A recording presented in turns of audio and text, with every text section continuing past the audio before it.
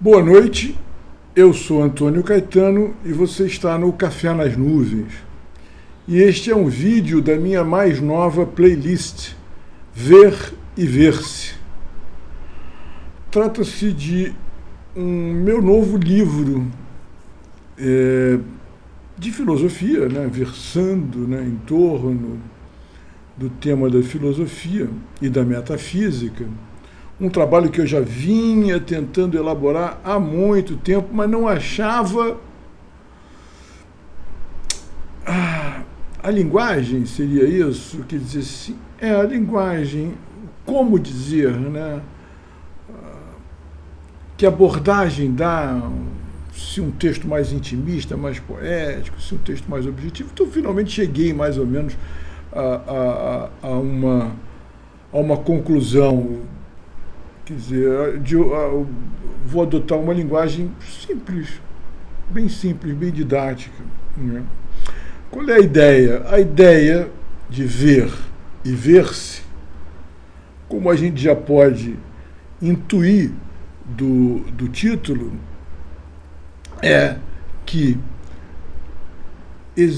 só existem principalmente, melhor, duas vias para a produção de conhecimento metafísico, né? Duas vias para se chegar, para se trabalhar a metafísica como literatura, como filosofia. A via contemplativa, ver, e a via introspectiva, ver-se, não é? A via contemplativa teria, vamos dizer assim, como patrono Aristóteles, que é, digamos, o grande sistematizador dessa filosofia ou dessa metafísica realista baseada na contemplação. E o patrono dessa via introspectiva seria, como a gente já meio viu por aqui, Descartes, que é o produtor do único, talvez, da única experiência filosófica solipsista, metafísica, né, introspectiva, que parte da introspecção, como nós vimos em Meditando com Descartes. Né? Então, partindo dessa ideia, né, dessa dupla hipótese, né, quer dizer, seria desenvolver como é que a gente trabalharia, como é que a gente seria, digamos assim, experimentar essas duas vias, narrar a experiência dessas duas vias, né? Quer dizer assim, então, alguns aspectos são muito interessantes, que, por exemplo, evidentemente, que a via contemplativa, ela exige luz, dia, né, essencialmente, mas luz, pode ser até uma luz noturna dos astros, etc., da lua, mas ele é essencialmente diurna, né, empírica, realista no sentido de que ela observa, contempla, atenta e amorosamente as coisas, não é? E digamos assim, é uma reflexão que se baseia mais ou menos no seguinte: tudo menos eu. Não é? Quer dizer assim, eu estou... vamos dizer assim, usando a velha dupla, né? O duplo conceito de sujeito e objeto, né? O objeto é aquilo que está diante de mim, né? E o sujeito, quer dizer assim, aquele que se deixa impressionar pelo seu objeto, né? Que é mais ou menos como o próprio Aristóteles pensa esse trabalho, né? Então você parte daí. Enquanto que vamos dizer, a experiência introspectiva, ela é essencialmente noturna, no medida que ela prescinde da luz, ela é feita, quer dizer assim, ela é feita, como nós vimos em Descartes, de olhos fechados, em silêncio, numa absoluta introspecção, né? Ela exige uma espécie de escuridão e silêncio, não é? Sabe? Quer dizer, e é, de certo modo, eu apenas, nada, eu apenas, né? Quer dizer assim, porque você vai excluir todos os outros objetos e só você vai ser tomado como um objeto seu, né? Quer dizer, exatamente o contrário da via contemplativa. Mas tem um truque aí, de certo modo, porque essas duas vias, elas se encaminham de maneiras distintas e até opostas, mas elas precisariam, essa é a hipótese, será que a gente consegue? Elas precisariam convergir para as mesmas conclusões, porque, afinal de contas, eu sou um objeto também do mundo, não é? Quer dizer assim, então, aquilo que eu observo dos objetos do mundo deve servir para mim. Tem de servir para mim, porque eu também sou um objeto do mundo. Por outro lado, aquilo que eu percebo introspectivamente de mim deve, de algum modo, falar dos aspectos interiores das coisas que eu observo, a despeito de toda a singularidade que me caracterize, seja como espécie, seja como pessoa. Não é? Então, a gente tem, digamos, essa questão, será que a gente consegue convergir? Será que essas duas vias podem convergir, se complementar de algum modo? Ou será que isso é impossível, né? Eu confesso que, a despeito de eu supor que sim, que elas devem convergir, que elas vão convergir, eu nunca levei a experiência tão adiante a ponto de dizer sim, já está lá, tanto que o livro ainda não existe. Quer dizer, eu estou anunciando um livro que eu vou fazer ao longo desses dias, vamos chamar assim, né? Desses meses, ou dias, ou semanas, não sei. Né? Porque, como eu disse, a ideia em si já está na minha cabeça há muito tempo, não é? Mas todas as notas que eu tenho do passado, pelo visto, não vão me servir muito, não. Sabe? Eu vou começar do zero, não é?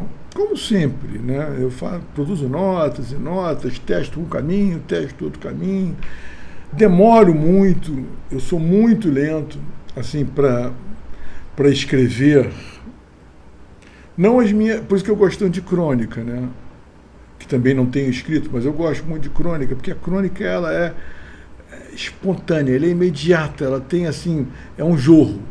Agora, tudo mais meu demanda um tempo muito grande, sabe? E é o caso disso aí. Então, quer dizer assim, eu acredito que a gente chegue, apesar de serem duas experiências distintas, elas têm de ser complementares, né? E a gente mais ou menos percebe, lendo Aristóteles e lendo Descartes, que há pontos em comum. Sobretudo, a abordagem realista, né? É uma coisa que eu me bato, vocês sabem disso, quer dizer, Descartes é um realista. Aristóteles não há discussão a respeito disso, isso é óbvio, né? E, como eu vivo repetindo, eu só acredito em filosofia cuja abordagem é realista. Eu acho que o mal, the trap, a armadilha em que a gente está aprisionado, é que nós vivemos num mundo puramente idealista. A gente, quer dizer assim, o mundo que a gente detesta, quer dizer, esse mundo que as pessoas chamam de consumista, capitalista, egoísta, etc, etc, etc, é um mundo essencialmente idealista. Só que elas pretendem combater esse mundo com mais idealismo. Não vão chegar nunca a lugar nenhum, como não chegaram nos últimos 100 e poucos anos. E não vão chegar nunca a lugar nenhum. Quer dizer assim, a única maneira da gente conseguir vencer esse mundo que está diante de nós é a gente adotar uma filosofia realista. quer dizer, que recupere o nosso amor pelas coisas e pelo mundo. Né? E esse tem sido a minha batalha aqui, uma batalha com alcance muito limitado, mas não importa. Né? Não importa. Sabe? Importa é que isso seja dito, que isso esteja registrado no ar, nas nuvens, né? Por aí afora. Né? Enfim, eu pretendo começar isso já, porque eu até preciso desse diálogo com vocês para me sentir animado a começar, porque se eu permanecer eu andei sumido umas 2 semanas sem publicar nada aqui, e aí recebo poucas visitas e tudo mais, não estou me lamentando, mas eu preciso desse diálogo com meus interlocutores invisíveis e silenciosos, né, para poder produzir. Né? Porque se deixar só por minha conta, pelo visto, vai estar cada vez mais... Eu não sei, acho que pode ser um período, já passei por períodos semelhantes no passado, né? Afinal de contas, escrevo, não escrevo, paro de escrever, vou só ler, não leio mais nada, vou rezar, vou para uma ilha deserta, enfim. E aí vou começar a escrever. Eu já tenho aqui, meu ponto de partida será justamente... Eu até pretendo escrever as 2 coisas ao mesmo tempo, né? As 2... provavelmente serão 2 longos artigos, via contemplativa, via introspectiva. Eu poderia até aqui agora começar a falar um pouco da via contemplativa, mas eu prefiro que esse vídeo seja apenas uma apresentação do Veriverse, desse novo livro, dessa nova playlist. De modo que amanhã eu tenha mais já alguma coisa para falar em função do texto começado, que já está aqui começado, e eu pretendo amanhã finalizá-lo, publicá-lo e trazer aqui um resumo e tal. Mais ou menos como a gente vinha fazendo, meditando com Descartes e tudo mais. Espero também retomar a minha playlist trivia, que é falando sobre o cotidiano, falando sobre as coisas e tal. Sempre evitando, como vocês sabem, assuntos como política, essas coisas assim que eu não pretendo explorar, né? Por mais que isso possa trazer leitores e ouvintes. Bom, é isso, já temos aqui quase 14 minutos, né? Eu acho que está para quem já estava 2 semanas sem publicar nada, eu acho que é o suficiente, né? Espero rever vocês aqui amanhã, trazendo mais um vídeo dessa nova playlist Veriverse. Boa noite.